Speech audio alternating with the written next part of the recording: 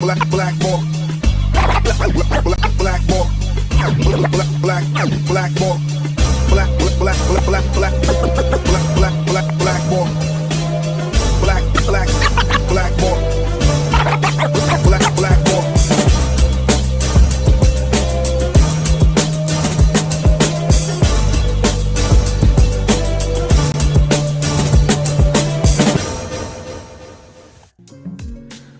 What is up, everybody? My name is James D. Fiore, and this is Blackballed.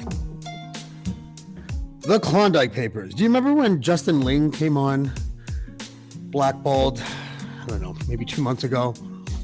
And he did a couple other podcasts too, saying that the Klondike Papers were the left-wing version of QAnon, because people were still sort of parsing through the document.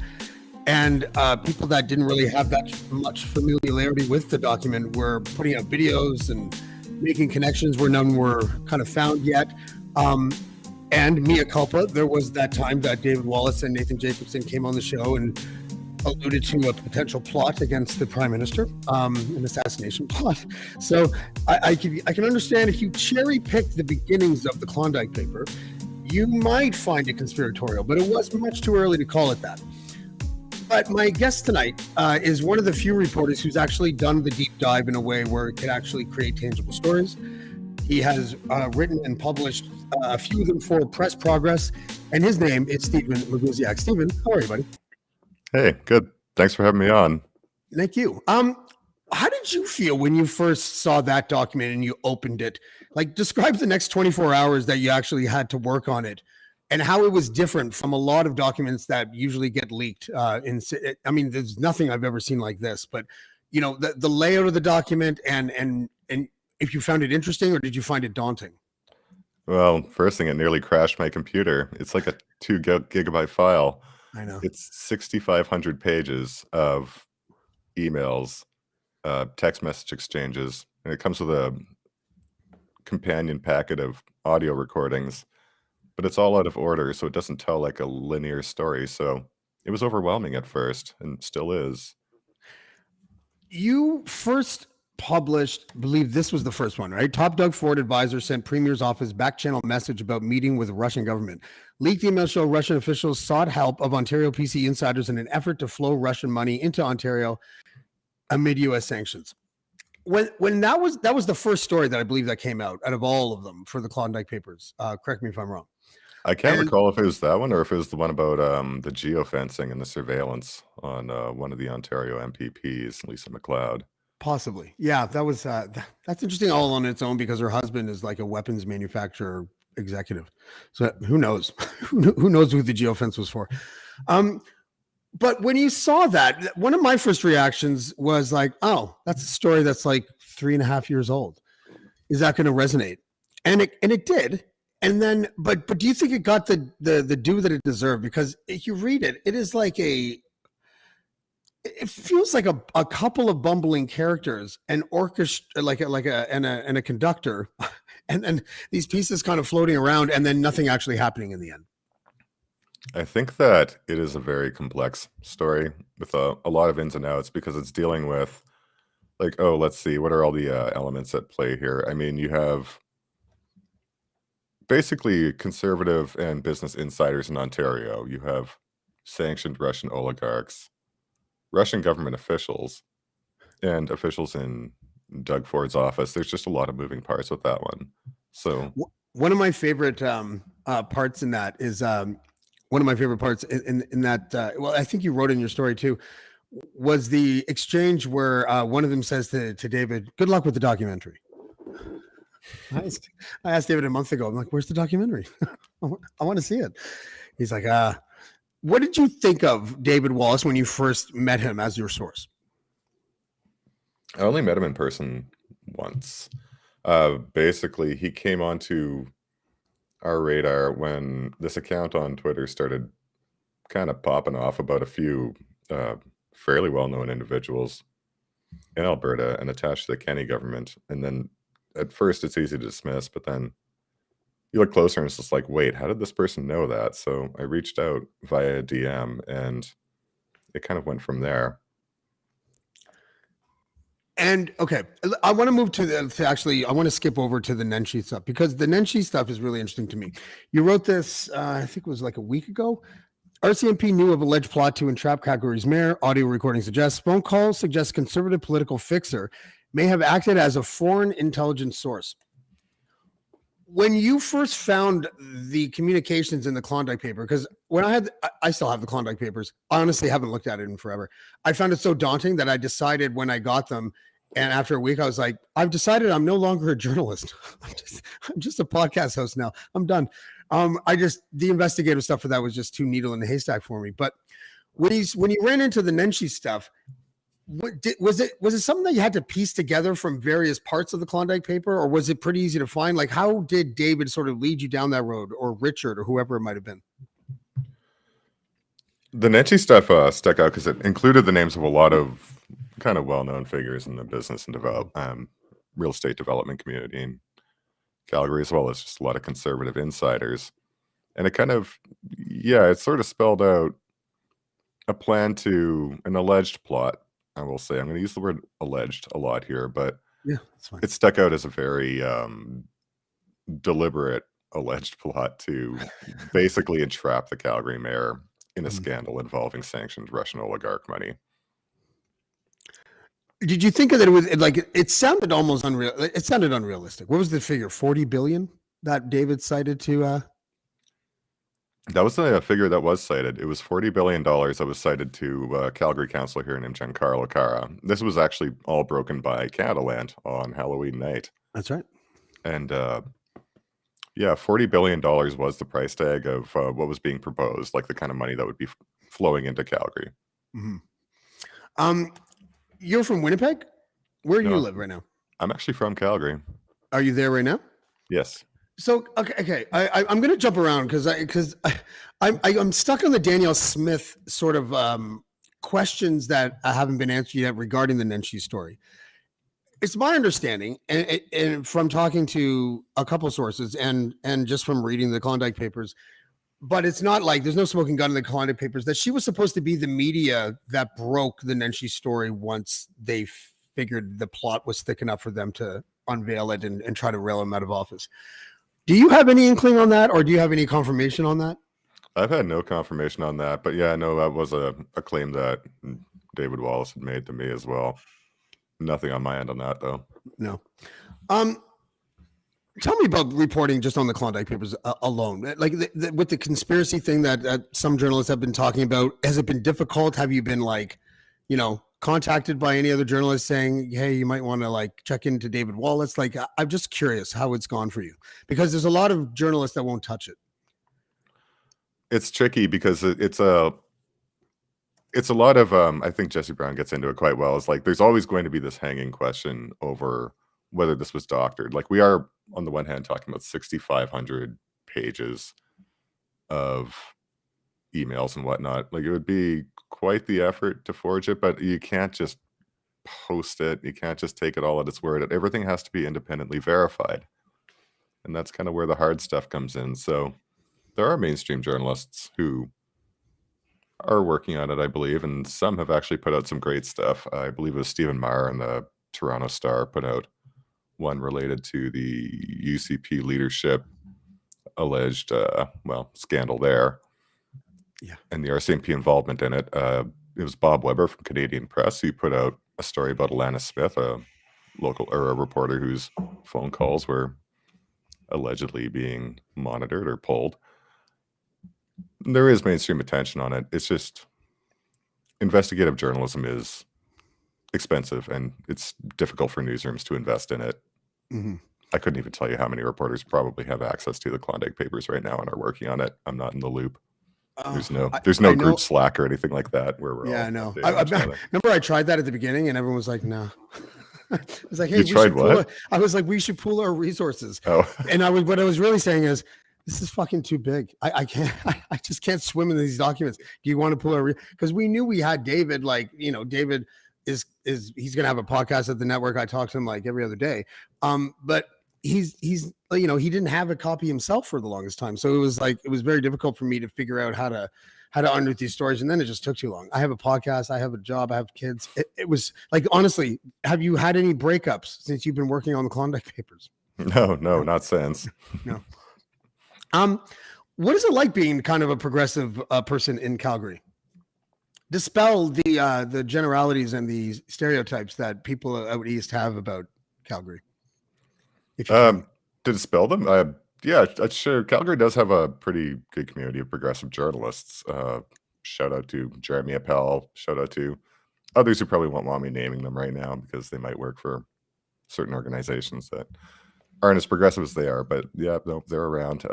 Calgary's actually a relatively normal city in that regard. I love Calgary. I've only been to Calgary twice. Both times were during Stampede, and I was working. Oh yeah, I'm a Stampede apologist. Yeah, no, I didn't even go to the actual Stampede. I just went to the events while Stampede was on, kind of thing. I was like a what do you call them? What was I? A liaison, I guess, for Adrian Grenier from Entourage, and I found out like 5 minutes after meeting him that he was the worst human being in the whole world. So yeah, so I ended up. So he's one of those guys where this is how I met him. He's sitting there, he's looking at his phone. And I'm literally the reason he's in Calgary. It's like me and my partner put on this event that he was showcasing one of his documentaries at. And he's sitting there like this in the restaurant. And I walk up and I sit down and I'm like, hey, Adrian, I'm James. I'm one of the partners and I'll be your liaison. And he's like this. He looks back down and I was just like, and I lived in LA. I know that look. And I was like, what was the liaison part? Like, what do you do? Like, what was the like role? you show him around, you take him to events, you take him to press, all that kind of stuff, It was, I don't know, maybe liaison was just the title that my partner gave me, but yeah, I was like a handler. I don't know, whatever you want to call it. No, guide, I guess. Yeah. Yeah. So when he did that, I was like, oh.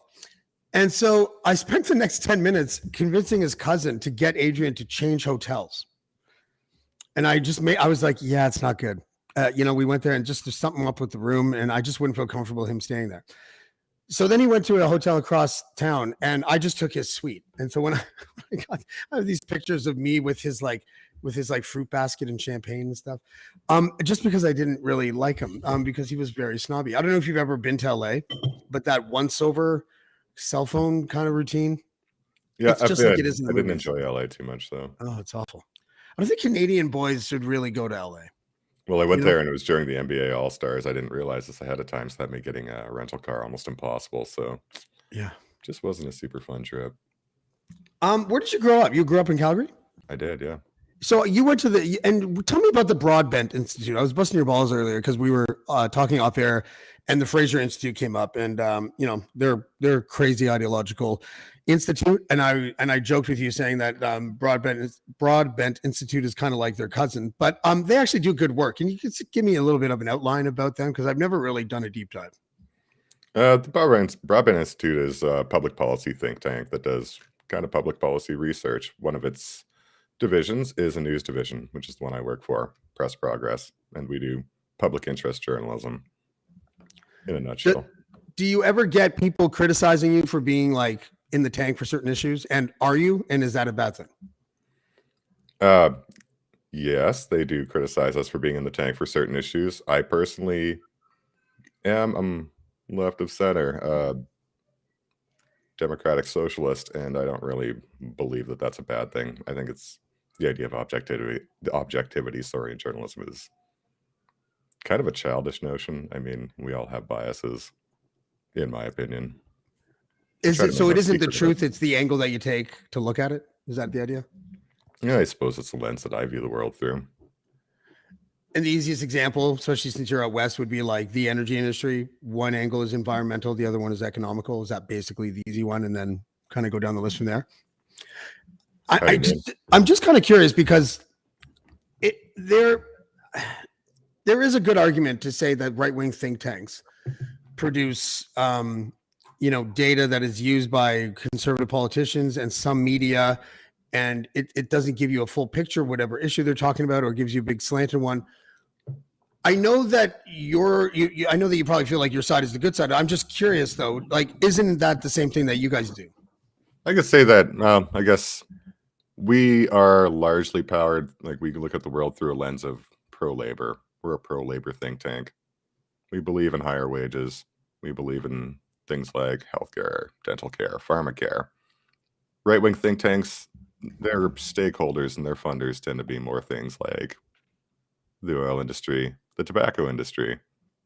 I'll leave you to decide who is on the more wholesome side of that. No, I even said to you off air. I mean, look, I'm a moderate. Your answers were so short with all the work that you did on the Klondike Papers that I just pivoted to it because I was Oh, looking at no, the clock and it was like happy to 16 minutes. extrapolate. Yeah. You said you were just- gonna bust my balls a bit on this. That's okay. Well, I'll bust your balls right now. No, but I do feel, even as a moderate, that there is this profound difference between the Fraser Institute and the Broadbent Institute. One is that the Fraser Institute is a very they have an answer and they want you to find a way to get to that answer, and it doesn't feel the same way on the other side. Like the Broadbent Institute, as I said to you off air, it feels like there is a greater good motivation there. And on the Fraser Institute side, it just feels like it's a very Ayn Randian landscape that only really cares about corporations. That's exactly what it is. The Fraser Institute serves a certain specific function. One example I'll give, like in the 90s, all the big tobacco companies were in a lot of shit in the United States.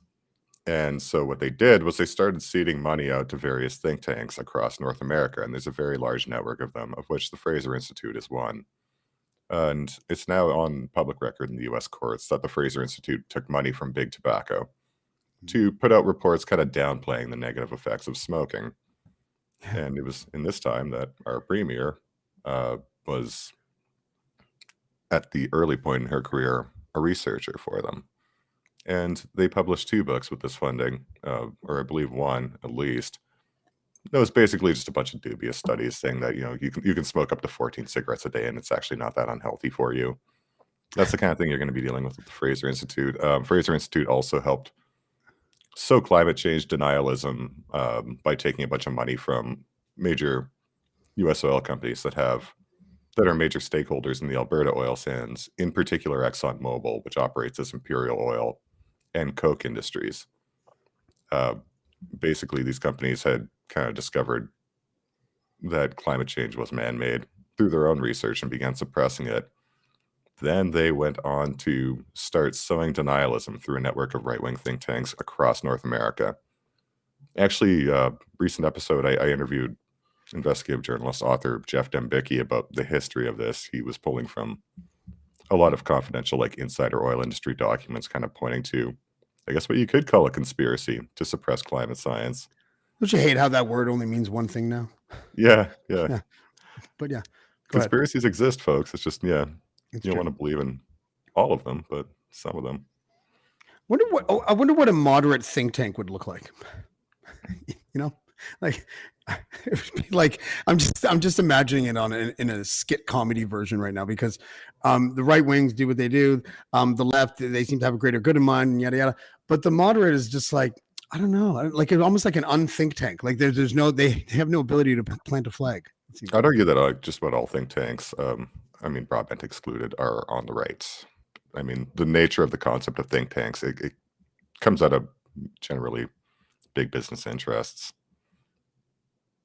And You does create the think Broadbent tanks to Institute kind of come do- out of like union interests? I'm not Yeah, I equating them. suppose- I'm just I would say curious about how it goes. I would say labor interests. That'd be fair to say, probably. So are you? And I'm not asking this because there's a wrong answer. I'll lead with this. I vote NDP in every single election. It's just that my motivation is that they've never ran shit. I'm talking about federal election. It's just that they've never ran shit. So I feel like they should have a chance to crash the family car before I start voting for the other 2 jokers again. But do you think that we are a leaderless country? How so? Well, I literally, I don't feel, I feel like our prime minister is like a bad soap actor. I'm not, I don't wave fuck Trudeau flags and diss everything that he does, but it's kind of cringy the way that he is. Obviously I don't think Pierre Poilievre is a good leader. Jagmeet Singh is halfway decent for an invisible person, I guess. Like it just doesn't seem to be like any galvanizing leader. And then part of me doesn't even know if we want that, but it just feels like what we have right now is just substandard personnel. I just wanted your thoughts on that. Yeah, I guess I'd answer that like being very clear that I don't know what these are my personal views. certainly not those of broadband, but I am of the belief that Canada is more so a bunch of mining companies than it is a country. So yeah, no, Wow. we have leaders, but our leaders are the corporations that are just extracting resources all over the world. Like over 50% of the world's mining companies are headquartered in Canada. Really? Yeah. Expand on that a little bit, because first of all, I've never heard that stat, and I've never actually heard a description kind of like that. It's more of a mining conglomerate than a country, whatever. Yeah, I need to hear more about that, because I don't know anything about the mining industry. No, it's a global resource extraction project. Like basically part of the North America, the European countries, NATO, right? It's mining interests, it's pipelines, it's resources. So there's an idea out there that Canada is more of a mining company or a conglomerate. It's 3 mining companies in a trench coat is the joke then. Yeah, there's not. Yeah, the mining company. I don't understand enough how corporations and government cooperate behind the scenes. I don't know enough about like donors. I don't know how much they're allowed to give. I don't know. I mean, I could look it up, but I don't know how they work the system. Like, why do certain companies want certain politicians in if they don't have a quid pro quo happening? And what does that quid pro quo look like when it does happen? Do you know that answer? Because I would love to hear that. Probably not the best person to ask on it. You can try rephrasing the question. I can take a crack. We're more like a mining company than a country. That is a massive statement. I need a bigger answer than the one sentence one I got from you. Play it around, but I mean, there's not really any way to vote against resource extraction in Canada. I mean, all parties will generally support the interests of, well, I mean, certainly it's the case in Alberta. The oil companies, they get what they want. Naomi Klein should run for the NDP. In the era of disaster capitalism, I think Naomi Klein would be a good candidate. I think she might be a bit too radical for the NDP. Really? I don't know. They've always had a problem figuring out how to like unite their radical side with their practical side of their party. I think that's kind of been their albatross, hasn't it? Well, yeah. I mean, you can look at what happened in British Columbia, the NDP. There was some friction there when a candidate ran on a very explicitly environmental program, and it met with a lot of resistance within the NDP. And I find British Columbia to be a really strange place. I spent a lot of time there. It seems wildly conservative for the fact that it's like also the hippie capital of Canada. Is it split like that? Do you find, like, I don't know if you know enough about BC politics or even just the people there. It's just that my impression is that it's like their liberal provincial government. Everyone over here, we're just like, oh, they're just like a conservative government. No, they are. The BC Liberals are conservatives. They're liberal literally in name only. Yeah, no, there are a lot of very conservative parts of BC, though I'm not an expert on it, so I can't really speak on it too much. What can you speak on, Stephen? Klondike Papers. Yeah, let's go back to Klondike Papers. Are you working on anything new? Mostly. And can you talk about it? Well, the last thing we did on the Klondike Papers was, as it turns out, David Wallace was actually known to RCMP intelligence as long as 2 years ago. Was it that one? Yeah, this was something that did stick out to me. He was talking to the RCMP. This wasn't, I want to be clear, the RCMP's interest in him was not anything to do with Nenchi or anything to do with Peacock. But they did bring it up. The RCMP investigator, and this is in the Klondike Papers, there were a number of recordings. He had been meeting with this particular RCMP investigator named Stephen Maguziak. And this isn't like a regular, Mountie Highway Patrol guy. Mercy explicitly states in the recordings that he works in intelligence. And the questions that he asks Wallace are pretty unrelated to anything that was going on in Calgary. Except he did bring up the stuff with Nenchi in Calgary, which means the RCMP knew about some of what was going on. And Wallace in the recording gives 2 names, one Bill Turnbull, a prominent Calgary developer, and the other Prem Singh, who is someone who appears numerous times throughout the Klondike Papers. Now, yeah, again, to reiterate, I don't think that this particular RCMP guy was looking into anything of the sort. What listening to the interviews and just looking at the transcripts from them, Wallace was acting as an intelligence source on primarily foreign intelligence related to Europe, is what he told me, which I found kind of fascinating. Relating to Europe.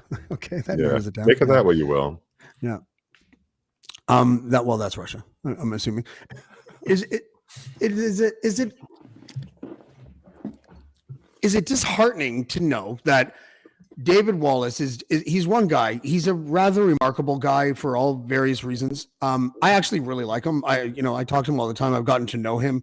I like it when a lot of the batshit stuff that he said on the Dean Blundell show when I was on with him the first time we had him on, like a bunch of it has come true since then. And it's just like, he's like the shortcut. He's like the cheat code in the video game, but you still got to go find all the stuff, even though you have the cheat code. But the cheat someone code described him as a MacGuffin. You know what a MacGuffin is? Is that like a MacGyver Machiavellian guy? No, like in a movie, like there's always like a MacGuffin, like the Infinity Stones and the Avengers, like one magical thing that brings it all together, like the story. Like David's just always kind of there, like whether it's getting into inner circles of Doug Ford's government or like working his way into circles in Calgary, like with all these stories, Wallace is always just sort of a part of it. Yeah, he's like Leo DiCaprio's character in Catch Me If You Can, if he never got caught, right? Like, I guess so. Because there seems he likes it though. Like, I mean, he enjoyed the work. I think it was like dopamine, like adrenaline for him though. I was talking to him and I was like, it's not like fixers really hang out with each other, but a couple of them know each other. But I asked him about elections and about what would Canadians really think if they knew what happens where the way that rival campaigns go at each other during campaigns, like, the private investigations, the attempts at blackmail. Like there are so many stories I know of people that worked on campaigns like, oh yeah, they tried to get us, they tried to get a girl to hit on our candidate at the convention and all this kind. Like, it seems pretty crazy to me. And I don't think anyone really realizes that this stuff takes place at the level that it does. Yeah, no, that's a really good point. Like the Klondike Papers, it's a lot of politics, but it's a lot of, I keep saying, non-electoral politics. And there's a lot of that in Alberta. We had one party rule, the PC party, for 44 years. So the politics became very behind the scenes, and it developed this cottage industry of rat fucking, essentially, that Wallace eventually found himself mixed up in, but it was nothing new. And we see similar patterns playing out in Ontario. I've seen there's a historical context to how Wallace comes on the scene too that I think's really interesting too, because he give me that one. Yeah, I probably know it, but I forget right now, but go ahead. This will probably seem kind of kooky, but I think it has something to do with sanctions that were imposed around 2016. Or sorry, a lot of sanctions get imposed by the U.S. in 2014. Russia original invasion of Ukraine, right? But there was an assassination that happened in 2006 of a Russian double agent. His name was, I have to check this. Oh, the poisoning, right? The polonium poisoning, yeah. Mm-hmm. Litvinenko? Alexander Litvinenko. Anyways, a former KGB agent turned double agent ends up getting whacked basically in 2006 with a radioactive isotope being sprayed into his tea. And an investigation starts, a big inquiry. This inquiry wraps up in 2016. And the British government, with this inquiry, concludes that he was assassinated and that Putin himself would have signed off. And this resulted in a lot of people's assets, a lot of Russian oligarch assets being frozen by the UK. And then a couple years later, Wallace starts getting active and kind of working contacts in the Russian government and setting up meetings, making introductions. And it's always about finding places to park Russian money that may or may not be on the up and up. I'm getting into speculation territory, but I think I get it. Interesting to keep in mind. Like, it's interesting context. Yeah, he's the Russian angle stuff is weird because it feels like, when he talks about when he's been in Russia, I mean, it's crazy. He said that like a guy came to like basically whack him. He was like a henchman of some other oligarch or whatever, but he's so mysterious. Like I just, I sometimes tell him that, and like, I'm like, dude, you're like one of those superheroes, but you have like a gambling problem or something. Like there's a way that you go about this that is like really difficult to tell when you're telling the truth and when you're not. Because I don't know if you know this, about 4 years ago, I was working on the Patrick Brown story when he first resigned, or when he first was reported to have done committed misconduct or whatever with those two accusers. And at the time, I didn't have an editor, and no one was really publishing the stuff. And I was getting my source was Patrick Brown's lawyer, who has since passed away. And I used to just post it, and then I met David through there. And it turns out the whole time I knew David during that 6 months, he was like working me the whole time. The whole time he was just working. And I was like, and now I laugh about it because I'm just like, this is so much. This is like so hilarious to me that now we're like, I'm producing this podcast and stuff, because there's something not endearing, but there's something satisfying about watching. I'm not saying he's a career criminal, but watching a guy in his kind of line of work just flip his own table and just say, the hell with it. I'm just going to like shine the spotlight on everything that I've done. And then watching these conservative operatives and politicians just scurry like crackheads when the street light comes on. Like, you know what I mean? Like cockroaches. It's crazy to me. And I don't think I've ever seen a story like this. I can't think of any time in Canadian political history where some guy who's a bagman or a fixer or an operative has come out and just like shone the light on all the bullshit. And this is a first for us. Yeah, no, I can't say it's a common thing than anything I've come across either. How he fell into this is kind of a mystery to me too. Like, I don't know how one just gets into this line of work. He's told me the story in like bits and pieces. I The mean, Barry bouncer well, no, story? before that, like how. So basically, oh, sorry, what did you mean by Barry? Like, you start. Now I don't feel like I want to say it. let me check with David to see if I'm allowed to say it first. But go ahead. What was yours? Oh, just no, you go first. No, I heard that he was. I'm gonna get it wrong. David's gonna kill me. But he knew a bouncer, and the bouncer got him security gigs. And then next thing you know, he's delivered. Oh, that's what it was. He delivered a bunch of money to a Canadian politician in New York, and he drove over the border, went to give it to him inside the bar, and walked away and drove right back home again. Okay, that's not what I do. I hope he doesn't get mad at you. It's hard to keep track. He ends up in Russia in 1989. Okay. Is what I heard. And like, this is like the time the Soviet Union is coming close to it's collapsing. And so there are a lot of people from the West, like American, Canadian businessmen now going into the Soviet Union because it's kind of in the process of a pretty extreme economic policy that was called shock therapy, where they've basically put through this economic doctrine to just privatize all the industry. It's like one of the most extreme experiments in capitalism the world's ever seen. And so this meant a lot of potential opportunities for people from the West to come in and kind of cash in on that. And it didn't go well. The idea of shock therapy was to just do complete free market capitalism, no regulations, don't worry about any inflationary problems, no price controls. And it was a disaster and made life. Isn't that how the oligarchs were created, basically? Essentially, yeah. And it led to like a 10-year drop in life expectancy, like overnight in this Soviet Union as it was going down. But it did end up with a lot of people, and according to Wallace, guys like him just sort of ending up there. And he was there for a bit. Yeah, I should talk to him more about that on the podcast, because I kind of avoid the Russia thing, because when he first came on, our lawyer was like, okay, if you're going to have that guy on again, make sure that he brings receipts for the stories that he has, basically. And, if we have, if I start talking about the Russia stuff, I guess we can't get sued, I guess, unless some oligarch sues us. But, it's hard to like feel that you're giving the audience like, you know what? Who cares? Actually, he's such a fucking entertaining storyteller. I almost feel like I could just disclaim it. David, listen, that I got your back and everything. allegedly all this. Okay, like that's what we just tell the story. Go ahead. Well, no, I think it's interesting to point out that like his Russian connections are real, but it's always official channels. I mean, we have in the Klondike Papers, and this has been completely confirmed. We've heard the recordings on Canada Land. We have Sergei Strykov, who was Russia's trade commissioner, having a conversation with him, government official, and then we have Kirill Mikhailov, the consul general.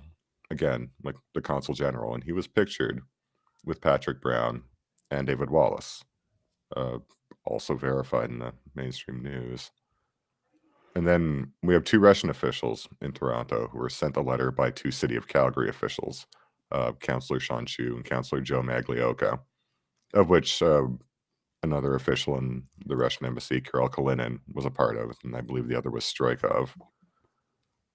Wallace, the Klondike Papers don't actually show, to my recollection, any connection to dark Russian money directly. Yeah, no, I'm really interested in the Plymouth Brethren stuff, obviously, because I've interviewed a whole bunch of ex-members. I know you haven't really covered it. Just as a general conversation, like forget about the fact that you're a journalist and I'm a podcast host and we're talking about Klondike Papers, but just as a sort of general idea, do you think that people like myself are overblowing the sort of importance that it looks like Stephen Harper swore on a Brethren Bible, or that Stephen Harper had 5 members of this cult in the front row? Like, do we have to establish, maybe I should just like pick your brain for a second, like, because I feel like the mainstream media, I'm really happy that Jesse Brown put out Ratfucker. I think that it is really good journalism. It is all of the heavy lifting that I refused to do when I received the Klondike Papers and was talking to David every day. I knew all of these stories months ago, and it was just one of those things where it's just like I didn't feel I would do it justice. I'm writing a book. So I just didn't do it. And when I saw Jesse come out with, I knew he was coming out with with it on like a few months ago or a couple months ago, and I was really happy about that. And now that it's been out for, I guess, a couple weeks, all episodes, if you're a subscriber, I think maybe 2 out of the 3 are out right now. Maybe the 3rd one is. I still am not seeing the mainstream media kind of pick up on it. And I'm not hearing any commentary about how it's pretty crazy that a cult and the companies that this cult owns are getting so many millions of dollars from conservative provincial governments, and no one seems to care. Yeah, it's I guess going back to the idea of non-electoral politics, I don't want to get into the realm of speculation when it comes to the Plymouth Brethren. Oh, they're But this very is a group that has litigious. Yes. 50,000 members worldwide, and we know that there is, with that, a network of small businesses that put money into political causes, while on the outside saying that they avoid political involvement completely. Press Progress has put out some work on it, but it was more my colleague Emily Leadham who put out some stories about some political finance activities that were happening in the prairies. This stuff does happen. Yeah, no, it does. I'm dying to see the Conservative Party donor list from 2006, 2011, just to cross reference the names on that list with Brethren names, because that's the interesting thing. One of the interesting things about the Brethren is that they're so close knit that there's only there's a very small finite amount of surnames that exist in each locality, and so you're able to it would be a really easy cross reference. But still, I'm just, maybe it's because I'm so rabidly atheist that I just can't understand why no one is upset. Like, it feels like if it was Scientology, we'd be like all over it, but it's a lesser known cult, and so we're like, well, we'll just wait and see. I don't know, or maybe they're maybe journalists are compartmentalizing the cult's religious activities with their business activities. I don't know. I just wish I knew why it doesn't seem to matter. You have to proceed carefully when you're talking about any litigious group members. Yeah, the Plymouth Brethren are so litigious that just me saying they're litigious could make them get litigious, right? Like, they'll just, we're not litigious, proving that they are when they send the letter. But yeah, I don't know. Maybe some people are saying that there's an international Christo-fascist deep state that involves groups like X, Y, and Z. It's a fair question to ask. Allegedly. Yeah, I wouldn't go that far. I just think it's money. I just think that I think politicians overlook the cultiness of these people because they have money. That's what I think it's as simple as that. I did talk to a couple people who worked in the phone rooms during when Canada was trying to pass gay marriage, and this fraudulent letter writing campaign that they did, where they would get brethren, like young people, to literally sign like 100 different names on 100 different petition letters and send that to their local MPs to try to pressure them to say no to gay marriage. It's just, if they weren't attached to God, if they weren't abusing women and children and oppressing them, I guess maybe I wouldn't mind, but they're doing all of those things. Well, right? you have And those beliefs. I mean, are you surprised that they have a political agenda, or any group like that might? I mean, everybody has a political agenda. The only thing that I'm a surprises working me class is that guy. the I have a media doesn't political care. agenda. Yeah, I hear you. That's the only thing. Fair. Steve Maguziak, thanks for joining us tonight. We'll have you back. Are you putting out anything new soon as far as the Klondike Papers are concerned, or is it something that you'll play by ear? Sorry, repeat the question. I accidentally hit the mute button. Oh, that's okay. Are you doing any further pieces on the Klondike Papers, and is Press Progress still working on it as well? Oh, yep, we have them. We're still working on them. Check us out, Twitter, Press Progress. From Twitter still appears to exist, and then pressprogress.ca online, and we're also on TikTok and Instagram. So Perfect. watch this space. Stephen, thank you very much. Thank you. Have a good night. Bye, everyone. Steve Maguziak from Press Progress. Yeah, he's a man of few words. I didn't know what to do with him there for a second. But he's good. He's concise. Every good writer knows the economy of words. It makes for an interesting interview. Also, you may have noticed, or you may not have, I'm very uncomfortable right now because I was eating a steak yesterday night and I chewed up here. I still have my wisdom teeth. Like, they never did any damage when they came in, so I just left them in.